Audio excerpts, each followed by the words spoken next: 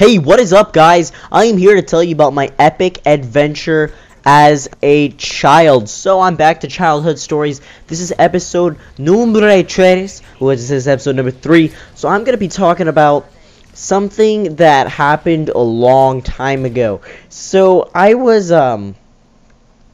5, and my brother and I, okay, so I'll give you some background. It was a really long time ago, and I guess I'm not doing childhood stories in chronological order, because there's some I just forget about, and then there's others that just, like, resurface, and I'm like, oh, yeah, I did that as a kid, I'm so stupid, you know, stuff like that, because honestly, some people do really stupid things when they're children, and, you know, maybe even stupider things as adults, you know, alcohol-related, but, so I'm gonna get into the story. So, my brother and I were terrible kids. We were awful.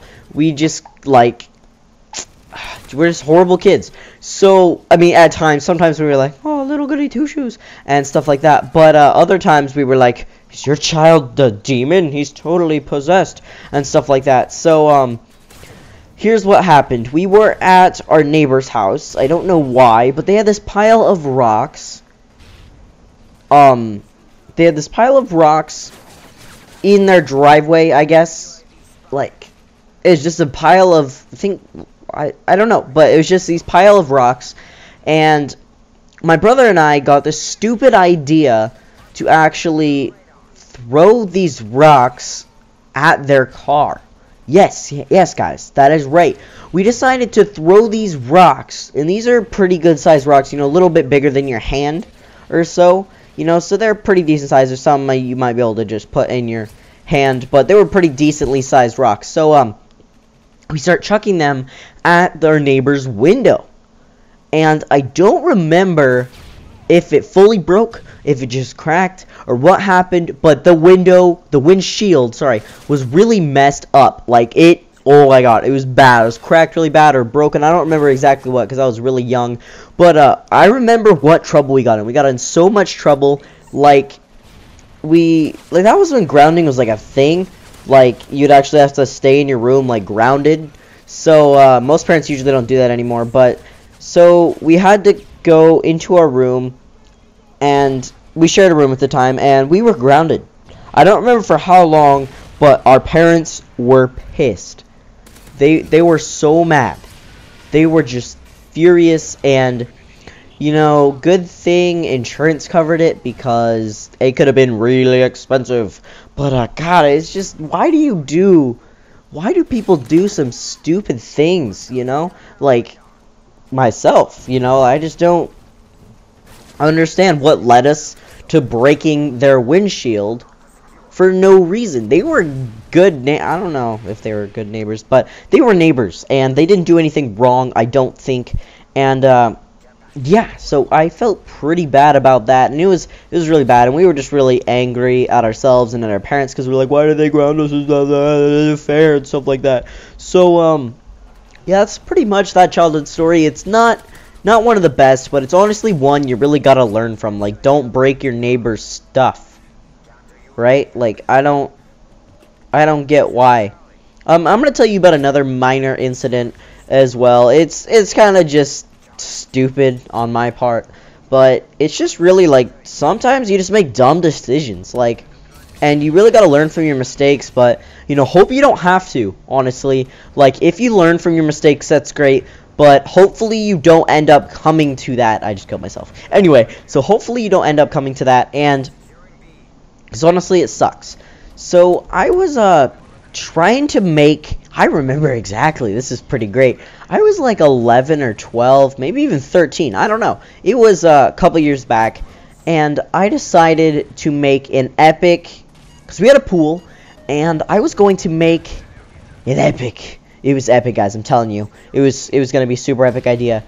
A snorkel that you wouldn't have to, like, go fully under. So here was what my plan was: to take my current snorkel and cut off the top of it, so I only had the mouthpiece, because that fit perfectly, and then go to like a local, like, hardware store and get tubing so I could attach it to the end of the snorkel and have it on the side of the pool, so that no matter where I went in the pool, I could have oxygen, you know, so I could just stay under for a long time. And it's only like a 5-foot deep pool, so I don't know why.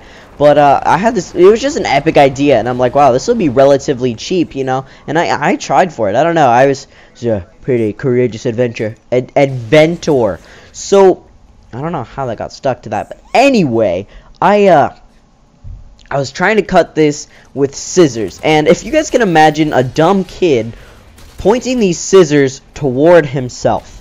Okay, so I was using these kitchen scissors. They're fairly sharp. They're pretty sharp. And I was holding the snorkel, trying to cut off the top part so I could actually do this. And I haven't even purchased that tubing yet. I hadn't at the time, so I still never have after that. Whew, thank God I avoided that close one. But I started cutting it, and it slipped. Yes, guys, the scissors completely slipped and cut through the middle knuckle on my finger. Actually, not the knuckle. Okay, so you have your knuckle on your middle finger, and then you go up to the after that, the little hinge thing, your joint, I guess. I don't know, but it cut right through there. And at first I was like, oh wow, I'm bleeding, and I wasn't in pain, you know. I was just kind of like, okay, there's blood coming out of this a lot, surprisingly a lot, because it got pretty far down, maybe quarter of an inch or so, I don't know. But it was pretty significant, and I don't know if it went down to the bone or not, because it was just such a clean cut. So it wouldn't stop bleeding, and an hour after that, it just still wouldn't stop bleeding. So I think this is my first time ever getting stitches. And I'm also going to tell you the story about how I broke my leg when I was a youngin'. So I guess we had to go to the hospital because it just wouldn't stop bleeding. You know, like, we gave it like an hour, put a bunch of pressure on it and everything, kept it like levitated and stuff like that, and nothing worked, to no avail. So we decided to go to the hospital. I got like 5 stitches or so in it, and that was that. It was pretty much, I think, the end of the 6th grade. So it was 12 or 13. Either way, so we did that, and then I'm going to tell you about how I broke my leg. The first and only time. So I was a 2-year-old. Yes, you guys, a 2-year-old. Imagine a little toddler. I was a small kid, and it was just like I was being babysat. You know, babysitter was babysitting me, and I guess we were at this acrobatics place, and the babysitter decided it would be a great idea to jump on the trampoline with a 2-year-old.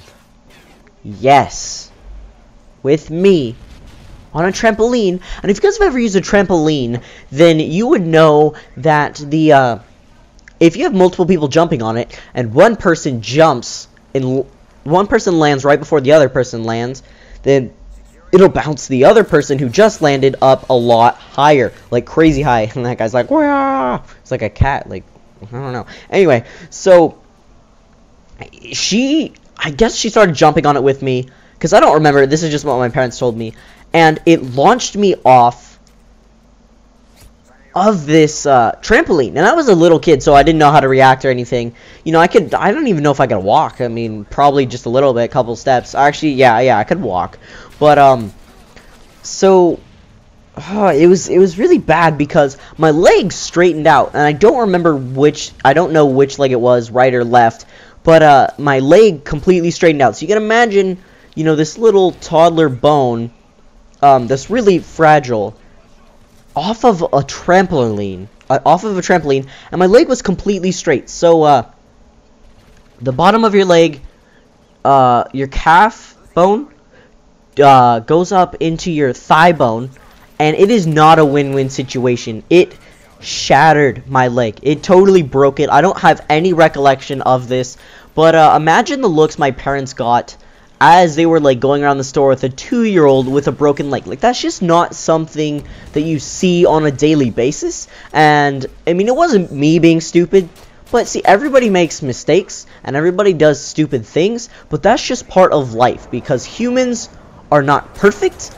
and they are not near to perfect, and they never will be perfect, but damn it, I love them. They're better than all other species because women are just attractive. That's pretty much the only reason why, and life is great. But yeah, so that's just those are just some stupid things I did, and no, I never went through with the snorkel idea. I don't even know why. This is a really stupid idea. Just friggin' resurface. God, I mean, it's so dumb. But yeah, I mean, I've had some other stupid injuries as well. I mean, I'm not just like a scar-free guy. I mean, seriously, God, they're freaking everywhere. They're mostly on your hands, though. Yeah, cool, neat one near my thumb. But I really hope you guys enjoyed this episode of Childhood Stories, episode number 3. And I'm gonna have to figure out what to do for my other episodes, because I mean, a lot of cool stuff happened in my childhood, but I don't think a lot of it is actually like commentary worthy. I mean, I hope you guys thought that was commentary worthy. It was just kind of stupid, and yeah, I don't recommend breaking your neighbor's windshield at the age of 5. So, you guys have a great one. My final score was like 40-something and like 17. I did die a lot, but it was a pretty good game because I just prestiged. So, I will see you guys later, and I love you. No homo. Have a great one.